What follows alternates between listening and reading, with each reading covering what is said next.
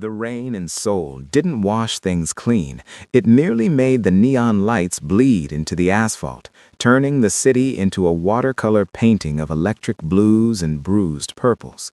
From the 45th floor of the Millennium Tower, Zuri watched the storm batter against the floor-to-ceiling glass.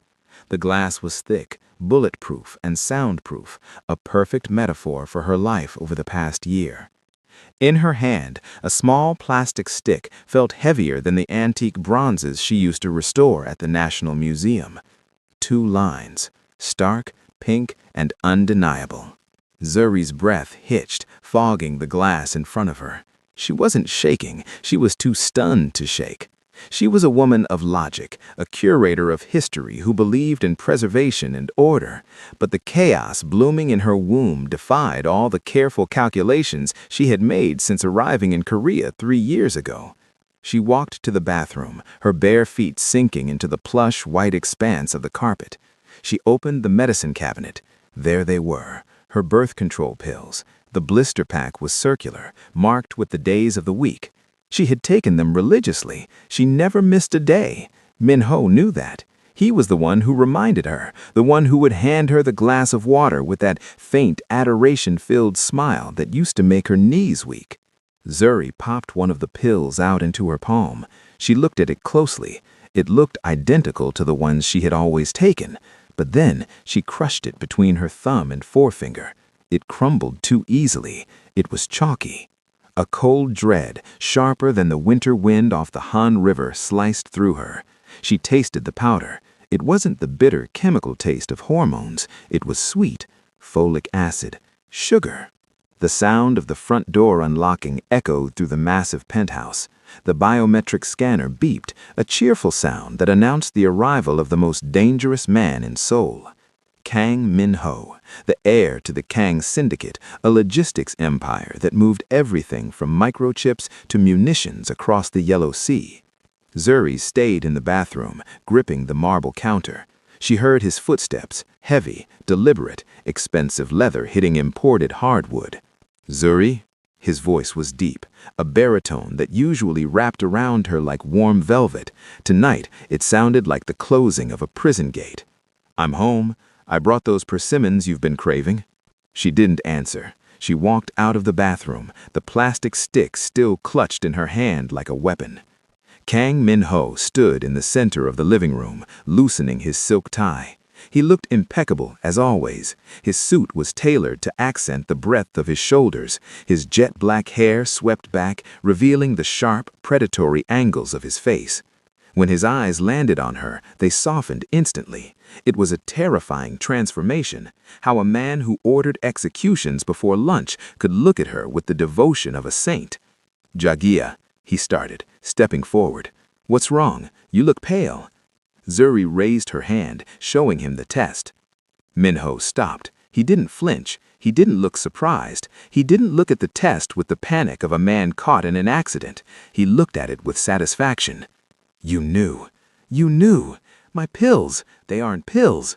Min-ho sighed, a sign of mock regret, and walked over to the side table to pour himself a drink. "They are pills, Zuri, just prenatal vitamins, highly recommended for the first trimester." "You switched them," Zuri accused, stepping closer. "You tampered with my medication. Do you have any idea how violated I feel? I told you I wasn't ready. I told you I wanted to focus on the gallery opening." Min-ho turned, the crystal glass of whiskey catching the low light. His eyes were dark, bottomless pits of obsession. "The gallery," he scoffed lightly. "You act as if that job matters. You don't need to work. You never need to lift a finger again." "It matters to me!" Zuri screamed, the sound foreign in the quiet luxury of the apartment. "It is who I am. I am not just your fixture. I am Zuri. I have a life." "You have me," Min-ho corrected, his voice dropping an octave. He set the glass down with a sharp clink. "I'm leaving," Zuri said, the decision forming instantly. "I'm terminating this, and I'm leaving you. This is insanity. This is abuse, Min-ho." Zuri turned toward the bedroom to pack a bag, but before she could take 2 steps, he was there. He moved with the supernatural speed that had kept him alive in the violent underworld of Seoul. his hand wrapped around her upper arm, not enough to bruise, but firm enough to anchor her to the spot. "I can't do that," Minho said, pulling her closer until her chest bumped against his. She could smell the expensive cologne, the scent of rain, and the underlying metallic tang of something darker. "I knew you would try to leave eventually. You always talk about home back in the States. You talk about your freedom. I felt you slipping away, Zuri. Every day, a little more distance." "So you trapped me?" Tears of frustration welled in her eyes. "You think a baby makes me stay? It makes me hate you." Minho's expression didn't waver. He reached up, his thumb brushing away a tear that escaped down her cheek. "Hate is a passion. I can work with passion. Indifference is what I cannot tolerate." He leaned down, his lips brushing her ear, sending a shiver of revulsion and unwanted attraction down her spine. "I got you pregnant on purpose, Zuri. I switched the pills 3 months ago. I watched you take them every morning, and I waited." He pulled back to look her in the eye, his gaze intense, bordering on madness. "You are the only thing in this world that is pure, the only thing that is mine that I didn't have to steal or kill for. Well, until now. I wasn't going to let you walk away because you felt homesick or ambitious. You are mine forever now. The blood in your veins is mixing with mine. You carry my air. There is no Korea, no America, no gallery. There is only us." Zuri shoved him, breaking his grip. She stumbled back, gasping. "You're a monster."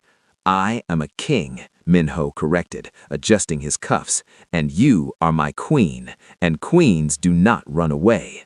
The elevators are locked. The security detail has been doubled. Your passport is already in a safe you will never find." He walked towards her, and for the first time, Zuri felt the true weight of the situation. This wasn't a boyfriend who made a mistake. This was a crime boss who had executed a takeover. "Go to bed, Zuri," Minho said softly, gesturing to the bedroom. "You need rest for the baby." "I hate you," Zuri sobbed, the fight draining out of her as the reality of her cage set in. Minho smiled, a sad, twisted thing.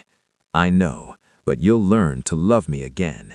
I'll give you the world, Zuri. I'll burn this entire city down if it keeps you warm, but you will never, ever leave me." 3 days. Zuri had been a prisoner in the penthouse for 3 days. It was a luxurious imprisonment. Chefs arrived to cook her meals, a masseuse was brought in to alleviate her stress-induced tension, and fresh flowers arrived by the hour. But the elevator code didn't work, and the stairwell doors were magnetic locked. She sat in the library, a room filled with first editions and rare manuscripts Minho had acquired simply because she mentioned she liked the smell of old paper. She stared at a Joseon-era painting of a tiger, analyzing the brushstrokes, trying to find some anchor to her old self. She remembered the day she met Minho. It was at the National Museum. She had been on a ladder, inspecting the varnish on a restoration piece. She was wearing overalls, her hair in long braids tied back with a silk scarf, smudge of charcoal on her cheek. She must have looked a mess. When she descended the ladder, he was there. He was surrounded by a phalanx of suits, the director of the museum bowing so low his nose nearly touched the floor. But Minho wasn't looking at the artifacts. He was looking at her. "The juxtaposition of strength and delicacy," he had said in perfect English, staring at her hands. "It is rare." She had thought he was pretentious, then charming, then irresistible. He courted her with an intensity that felt like a whirlwind. He learned to cook jollof rice, badly, just to make her laugh. He flew her sister Keisha out for her birthday, first class. He made her feel seen in a country where she often felt invisible or fetishized. She realized now that it wasn't a courtship, it was an acquisition. "Zuri?" She snapped out of her reverie. Minho was standing in the doorway. He was home early. He was wearing a casual sweater, trying to look domestic. It made her stomach turn. "I don't want to talk to you," she said, turning back to the painting. "You have an appointment," he said, walking into the room. Dr. Park is setting up in the guest room. He's the best obstetrician in the country. He's brought the ultrasound equipment. I don't want to see it, Zuri said, her voice hard. I don't want this. Minho knelt beside her chair. He took her hand. She tried to pull away, but he held on. Zuri, look at me. She refused. Look at me. His voice cracked like a whip, and she flinched, turning her gaze to him. His eyes were pleading, warring with his inherent dominance. I know you are angry. You have the right to be. But the child is innocent. It is half you. How can you not want something that is half you? Because it is half you, she spat. Because it was made in deceit. It was made in love, he insisted, his grip tightening. Obsessive, perhaps. Selfish, yes, but love. Do you think I would bind myself to just anyone? In my world, a child is a weakness, a target. By doing this, I have placed a target on my own back. I have made myself vulnerable for you. Don't act like you're the victim, Zuri laughed bitterly. You revoked my freedom. I secured your future. Minho stood, pacing. Do you know what happened last week? The Busan faction moved on the southern ports. 2 of my associates were found in the harbor. My world is fire and blood, Zuri, and I was terrified that one day you would see that blood on my hands and run. I couldn't risk it. I needed a bond that you couldn't break. So you used my body? I used nature, he said coldly. Now come, Dr. Park is waiting. Zuri stood up.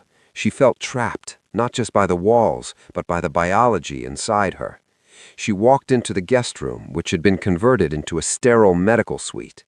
The doctor, an older man with kind eyes, bowed nervously. He knew who Minho was. Everyone did. Zuri lay on the bed, lifting her shirt. The cold gel hit her stomach. Minho stood at the head of the bed, holding her hand. She refused to squeeze back. Then the sound filled the room. Whoosh, whoosh, whoosh. The rapid, galloping rhythm of a heartbeat. Zuri closed her eyes. She wanted to hate it. She wanted to feel nothing.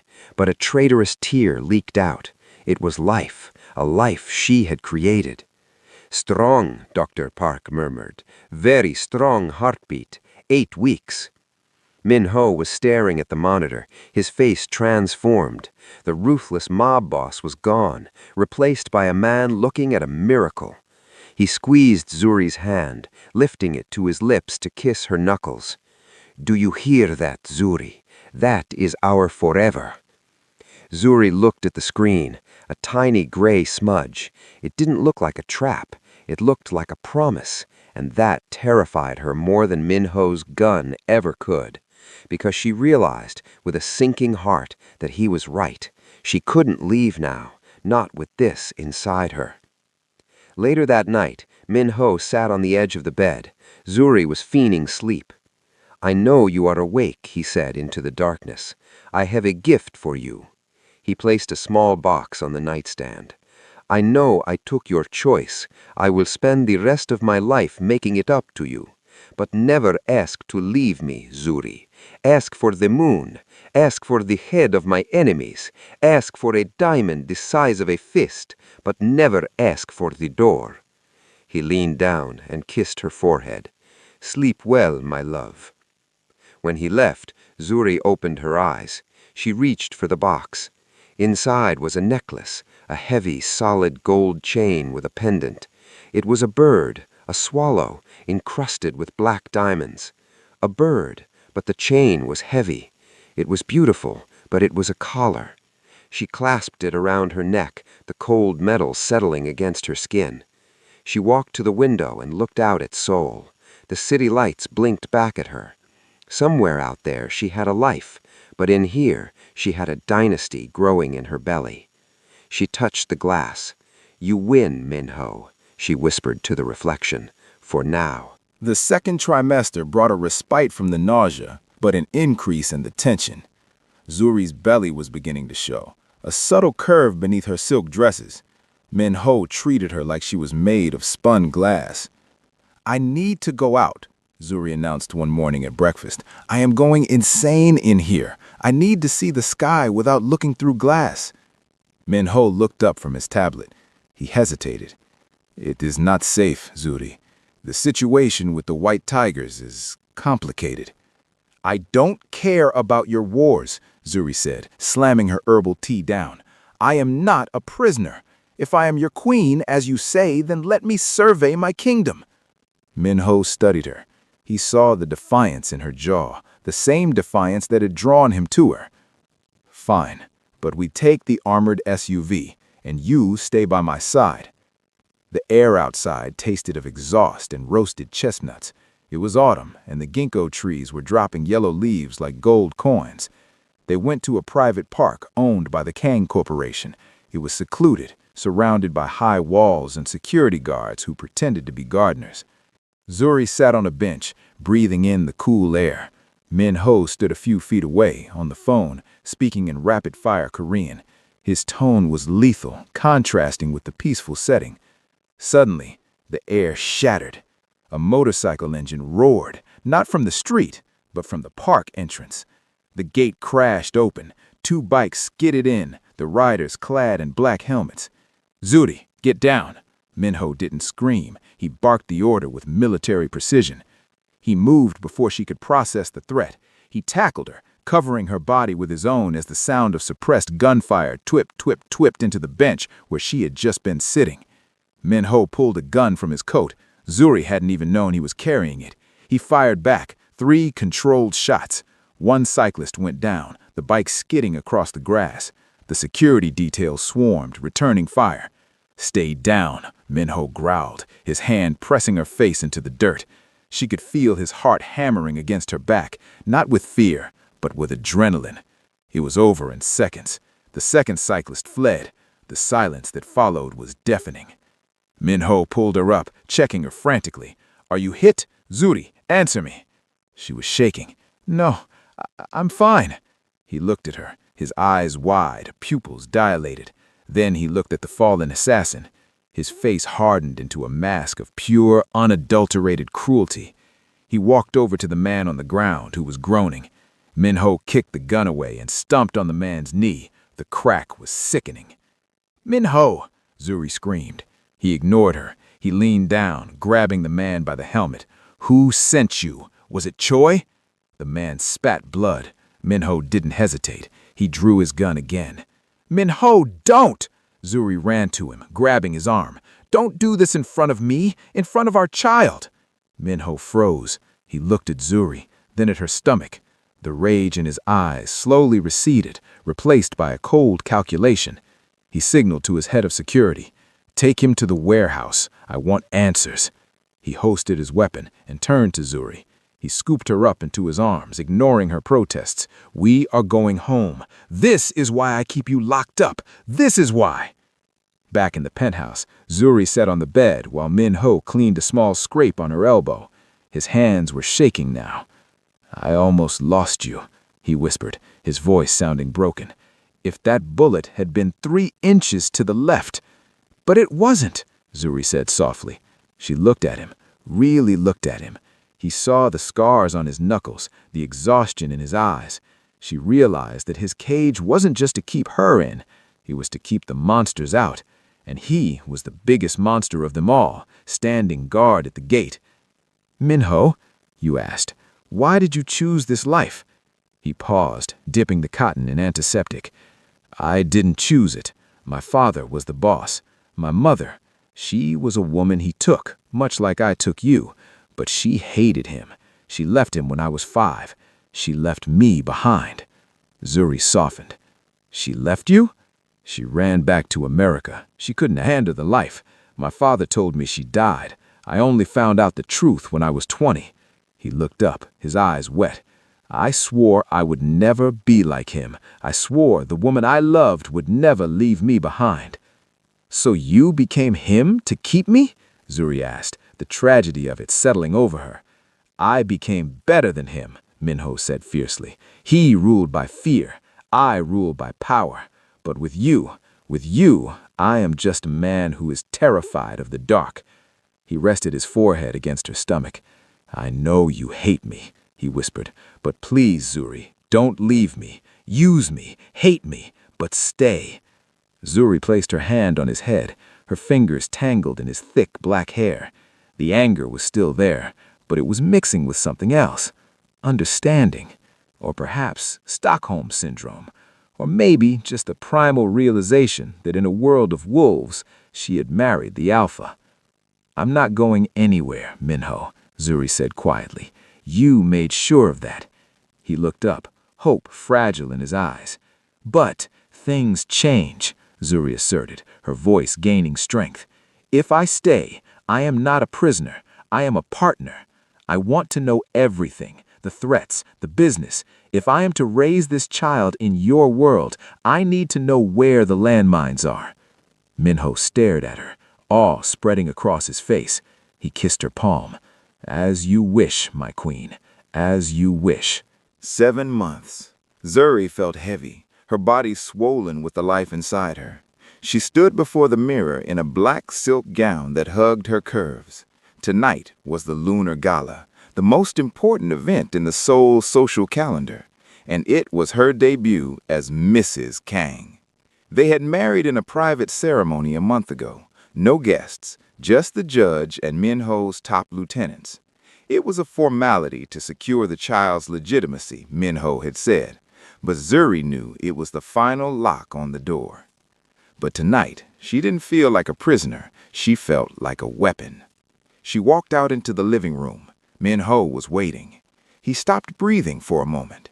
He wore a tuxedo that cost more than most people's homes.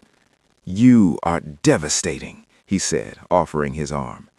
"I learned from the best," Zuri replied, a cool smile playing on her lips. The gala was held at the Schiller Hotel. The ballroom was a sea of diamonds, politics, and hidden agendas. Zuri held her head high. She noticed the whispers, a black woman on the arm of the Kang heir, the scandal, the intrigue. She met every stare with a gaze of steel. Midway through the evening, a man approached them. He was older, with a scar running down his cheek. Chairman Choi, the rival, the man who had sent the bikes. "Kang Min-ho," Choi smiled, his teeth yellow. "And this must be the exotic treasure everyone is whispering about." Min-ho stiffened, his hand tightening on Zuri's waist. "Watch your tongue, Choi, or I will cut it out." Choi laughed. So aggressive, a dangerous trait for a father-to-be. He looked pointedly at Zuri's stomach. "It would be a shame if the child inherited your short lifespan." The threat was clear. Zuri felt Minho vibrate with rage. He was about to lunge, to cause a scene that would ruin the truce. Zuri placed a hand on Minho's chest, stopping him. She stepped forward, towering over the shorter chairman in her heels. "Chairman Choi," she said, her voice projecting clearly, silencing the nearby guests. She spoke in flawless Korean she had been studying intensively. "It is bold of you to speak of lifespans." Choi looked surprised. "My husband respects tradition," Zuri continued, her hand drifting to her belly. "But I am an American. I do not have the same patience. You threatened my child." She leaned in, her voice dropping to a whisper that only Choi and Min-ho could hear. "Min-ho has morals. He has lines he won't cross. I don't. If anything happens to this baby, I won't send assassins. I will liquidate your assets. I will buy your debt. I will turn your own lieutenants against you with bribes so high they will slit your throat while you sleep. I know where your money is, Chairman. Min-ho showed me everything." Choi paled. He looked at Min-ho, who was looking at Zuri with a mixture of shock and supreme arousal. "We are leaving," Zuri announced, stepping back. "Enjoy the party, Chairman, while you still can." She took Min-ho's arm and led him away. They walked out of the ballroom, through the lobby, and into the waiting limousine. Once the door closed, Min-ho pulled her into a crushing kiss. "Zuri, that was necessary," she breathed. You are devastating, he groaned, burying his face in her neck. God, I love you. The car sped through the Seoul night. Zuri looked out the window. The rain had started again, but this time she didn't feel cold. Minho's hand rested on her stomach. The baby kicked, a strong, sharp movement. He's awake, Minho smiled. She, Zuri corrected. I have a feeling it's a girl. A girl, Minho mused. A girl like you. That would be dangerous for the world. Zuri said, covering his hand with hers. You trapped me. You lied to me. You stole my life. Minho tensed, waiting for the condemnation. But, she continued, looking him in the eyes, but you gave me a kingdom. You gave me power I never knew I had. And you gave me this. She rubbed her belly. I don't forgive you. Not yet. But I am yours, and you are mine. Forever. Minho's eyes shone with tears. Forever, he vowed. As the car disappeared into the darkness of the city, Zuri Adesa Kang realized she was no longer the woman who restored old things. She was a woman who built new empires. She was the darkness that complemented his light, the calm in his storm, and the mother of his legacy. And God help anyone who tried to touch what was hers. If this story gave you chills or kept you on the edge of your seat, please like this video, share it with your friends who love dark romance, and subscribe for more intense stories like this. Question for the comments. Minho trapped Zuri out of a desperate fear of abandonment, and Zuri eventually embraced her power within that darkness. Do you think Zuri truly fell in love with Minho, or is she simply surviving by mastering the game he forced her to play? Let me know your theories in the comments below.